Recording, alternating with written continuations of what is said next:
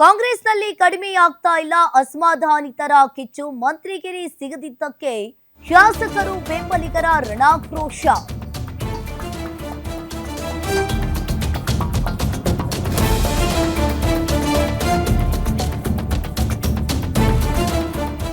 ಕಾಂಗ್ರೆಸ್ನಲ್ಲಿ ಕಡಿಮೆಯಾಗ್ತಾ ಇಲ್ಲ ಅಸಮಾಧಾನಿತರ ಕಿಚ್ಚು. ಮಂತ್ರಿಗಿರಿ ಸಿಗದಿದ್ದಕ್ಕೆ ಶಾಸಕರು ಬೆಂಬಲಿಗರ ರಣಾಕ್ರೋಶ.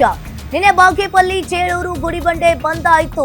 ಇವತ್ತು ಕೋಲಾರದ ಬಂಗಾರಪೇಟೆ ಕ್ಷೇತ್ರ ಬಂದ್ ಮಾಡಲಿದ್ದಾರೆ.